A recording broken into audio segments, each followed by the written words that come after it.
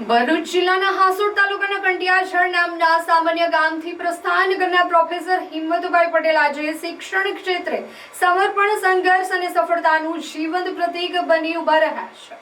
કંટિયાછળ ગામના સામાન્ય પરિવારમાં જન્મેલા હિંમતભાઈ બાળપણથી જ શિક્ષણ પ્રત્યેની લગન અને મહેનતના બળે પોતાના જીવનનો માર્ગ નિર્ધારિત કર્યો હતો। તેઓ નિવૃત્તમય જીવનમાં પણ અનેક વિદ્યાર્થીઓના માર્ગદર્શક બની રહ્યા છે। પ્રાથમિક શિક્ષક તરીકે કારકિર્દીની શરૂઆત કરનાર હિંમતભાઈ પટેલે ગ્રામ્ય વિસ્તારોમાં શિક્ષણનો દીપ પ્રગટાવ્યો છે। વિદ્યાર્થીઓએ માત્ર પાઠ્યપુસ્તક પૂરતું જ નહીં પરંતુ જીવન મૂલ્યો અને સંસ્કારોથી પણ સમૃદ્ધ બનાવવાનો તેમનો પ્રયાસ સતત રહ્યો। ગામડાના વિદ્યાર્થીઓને ઉચ્ચ શિક્ષણ મળી રહે તે માટે તેમણે અનેક પ્રયત્નો કર્યા અને પોતાના કાર્યથી આજે અનેક વિદ્યાર્થીઓ પોતાની કારકિર્દી બનાવવા માટે અભ્યાસ કરી રહ્યા છે। તેઓ કોલેજમાં પ્રાધ્યાપક તરીકે સેવા આપતા ત્યારે પણ તેમણે હજારો વિદ્યાર્થીઓને જવાબદારી સાથે ભણતર માટે આર્થિક મદદ કરી અને જીવનમાં આગળ વધવા માટે પ્રેરણા આપી છે। તેઓએ વિદ્યાર્થીઓના સર્વાંગી વિકાસ માટે તેમને સેમિનાર, સંમેલન અને વિવિધ શૈક્ષણિક પ્રવૃત્તિઓનું આયોજન કર્યું।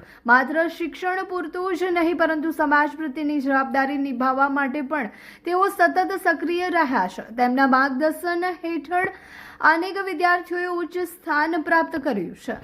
આજે પણ તેઓ નિવૃત્તમય જીવન દરમિયાન મળતા ₹1 લાખ જેટલી માતબર રકમ તેઓ દર મહિને અલગ અલગ ક્ષેત્રોમાં અભ્યાસ કરતા વિદ્યાર્થીઓ પાછળ ખર્ચી રહ્યા છે।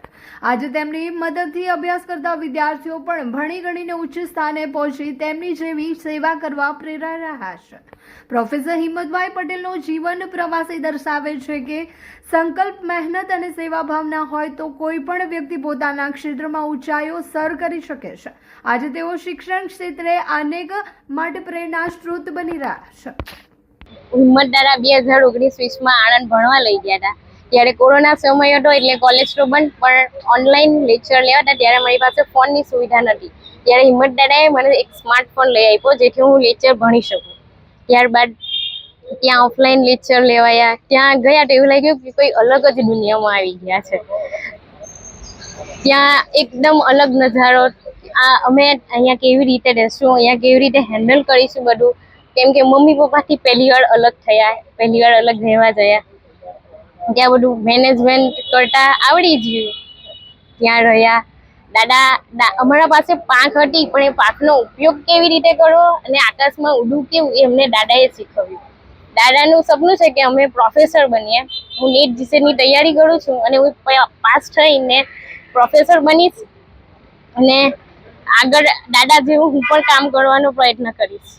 મારું નામ રાઠોડ તુષાર છે અને હું હાલમાં NS પટેલમાં BA કરતો છું અને મારું હાલમાં SV પટેલ છે અને હાલમાં અમે બધા વિદ્યાર્થીઓને અહીંયા આવ્યા છે જેના કારણે દાદાએ જે અમારા પ્રત્યે કરેલું છે એની વિશે હું કહેવા માગું છું કે અમે ગ્રામ્ય વિસ્તારમાં રહેતા છોકરાઓ છે।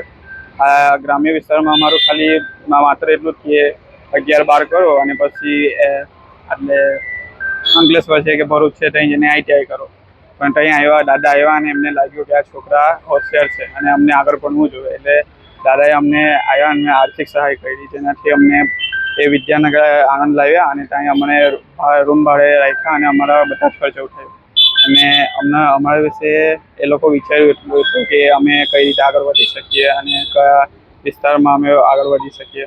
જેમ કે કોઈ પ્રોફેસર બનવું છે તો પ્રોફેસર બની શકે, કોઈ LLB કરવી છે તો LLB કરી શકે। મારે બી આગળ જઈને વિચાર છે જે દાદા મને સમજાવેલું છે એ મારે કરવાનું છે અને દાદાનું બસ એટલું જ કહેવાય કે દાદા જેવા વિચારથી અમે બી વિચાર આવે છે કે અમે આખું ગ્રુપ ભેગું થઈને આ સમય જ્યારે અમે બી અમારા વિસ્તારના જે હોશિયાર વિદ્યાર્થીઓ છે જે ભણી નહીં શકતા અને આર્થિક રીતે પછાત પડેલા છે એમને બી અમે સહાય કરી શકીએ અને એ લોકોનું બી ભવિષ્ય અમારી જે ઉજ્જવળ બને એવી અમે પ્રયત્ન કરવા માંગીએ। મારું નામ હિંમતભાઈ પટેલ, હું કંટિયાજારની વતની છું।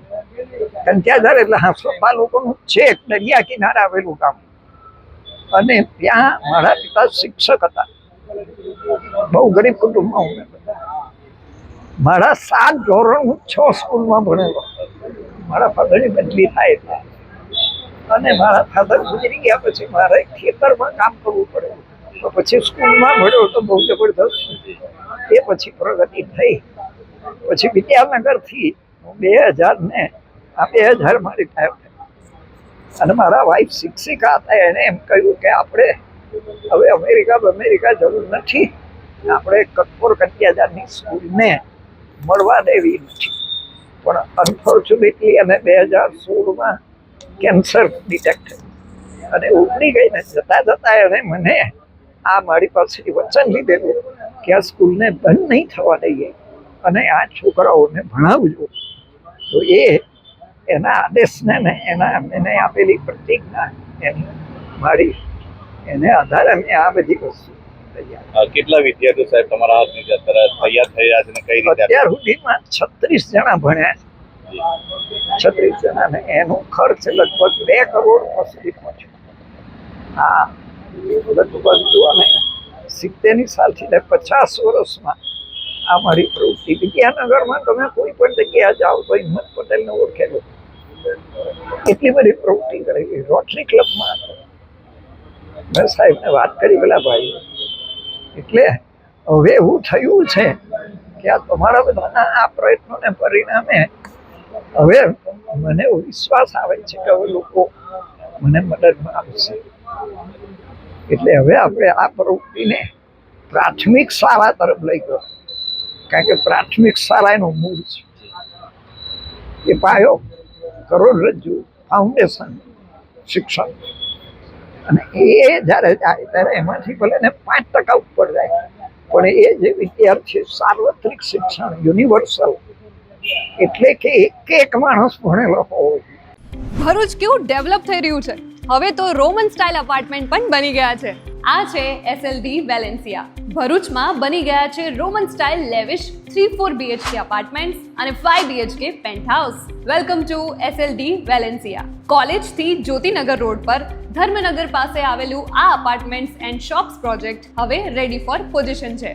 અહીં તમને મળશે મોડર્ન લાઇફસ્ટાઇલ માટે પ્રીમિયમ એમ્યુનિટીઝ જેમ કે fully equipped gym, recreation hall cum projector room, terrace પર સોફ્ટ વોકિંગ ટ્રેક, બાળકો માટે ટેરેસ પર જ covered play area, beautiful sitting ગઝેબો.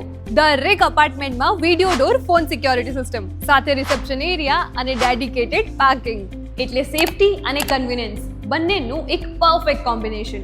Project ભરૂચના સેન્ટરમાં છે, જ્યાંથી schools, market, cinema, transport, daily essential બધું જ એકદમ નજીક છે. જો તમે પણ ભરૂચમાં 3-4 BHK અપાર્ટમેન્ટ્સ અને 5 BHK penthouse ready to move in શોધી રહ્યા છો તો SLD Valencia is your dream home. For more information, visit site office or call on given number. SLD Valencia, near Dharmanagar Society, College to Jyotinagar Road, Bharuch.